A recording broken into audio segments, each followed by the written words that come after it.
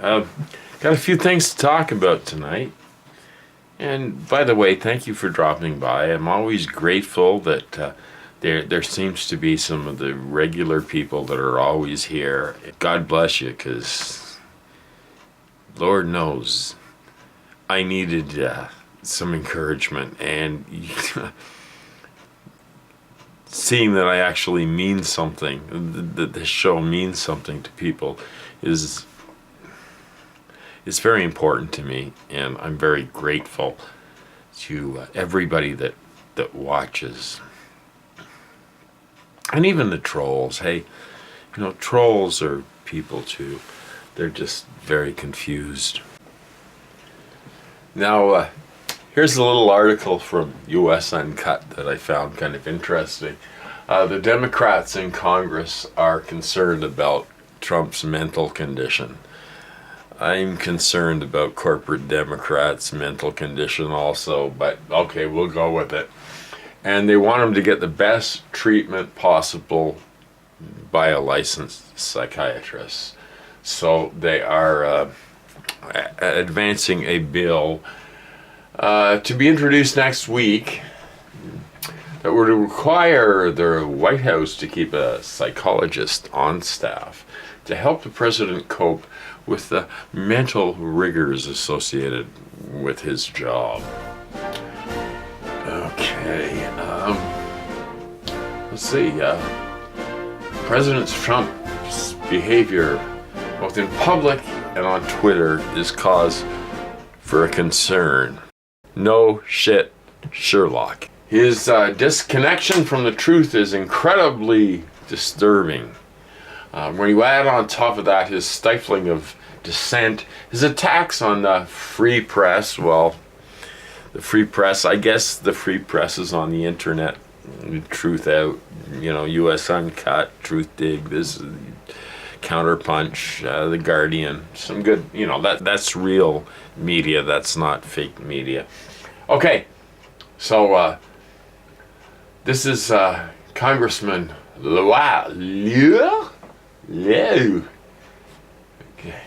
Congressman Representative Ted Lieu, a Democrat from California, and he's advancing the thing, and Lieu's assessment of Trump's mental health isn't wrong. In the last 48 hours, President Trump insisted that all polls that negatively reflected on him were fake news. More fake news. Listen, you got all the fake news you want on MSM. You can get the Democratic fake news, and you can get the Republican fake news on Fox. Okay, so it's just fuck off with the fake news. It's all fucking fake news, except for some independent journalists like Glenn Greenwald and people like that. So he's crazy, and we're hoping that maybe the judicial branch of the American government can get rid of somebody because they're clearly crazy. Okay, crazy, I'm not supposed to say that. Mentally disturbed. His illness disqualifies him from serving in public office, and it could be argued that all of the Republican people in Congress and the Senate and 90% of the Democrats are also batshit crazy. So maybe you should just say, okay, all crazy people out, gone, okay?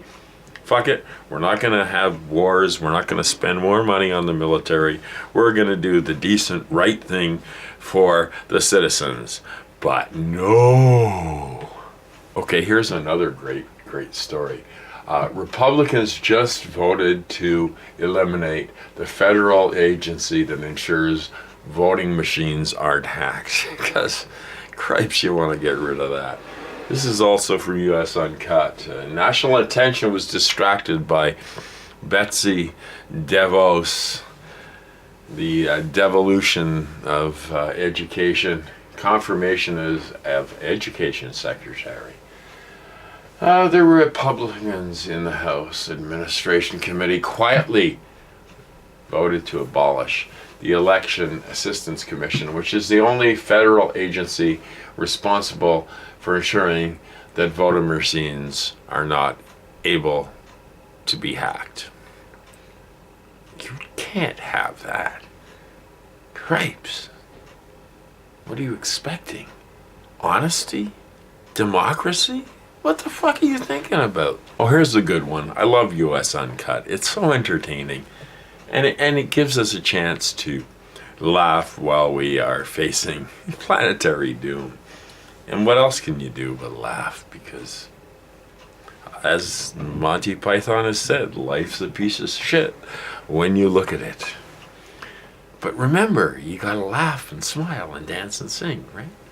Okay, so, a Pennsylvania state senator used particularly colorful language to describe his feelings about Donald Trump after Trump had threatened a Texas state senator. "You fascist, loofah-faced shit-given." State lawmaker unloads on Trump for threatening Texas senator. So, loofah-faced shit-given, I think that's being charitable. You know, I mean, Gibbons, what the fuck did they ever do? It's like, you know, I mean, they're just Gibbons, man. They just want to hang out in trees and do things that Gibbons do. They want to munch on fruit and, you know, have a life, right? So shit Gibbons is kind of mean. I think Gibbons should stand up against this sort of abuse. But I having said that, I will say that Senator Dalen Leach, Democrat from Montgomery, Pennsylvania, you're getting closer to the truth. Now, moving over to Truth Dig, we're going to look at the Standing Rock tribe calls for action in face of impending pipeline construction. Now, what did I say? As soon as the orange-headed zit on the face of America, on the scrotum of America, rather, I'm sorry, I don't mean to, on the rectum of America, the orange-headed Mussolini clone who has mental problems. I told you he was going to go after Standing Rock. Standing Rock tribe calls for action in face of impending pipeline construction. So, this is like, get over there, people. Get over there, veterans. Show, I mean, you've got to hand it to God bless these indigenous folks standing not only to protect water, but in a totally non-violent way. And because of that, you know what? They're going to help us win. And I'll tell you why. Because of not using violence in any way, shape, or form, it becomes obvious who the oppressor and who the oppressed is. I'll give you a hint.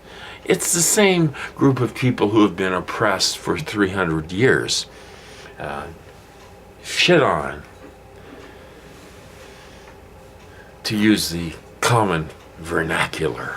So now the U.S. Army Corps of Engineers has, of course, granted the easement to stick that dirty fucking pipe right underneath that goddamn water, and they're gonna have it just nice so it won't leak, right?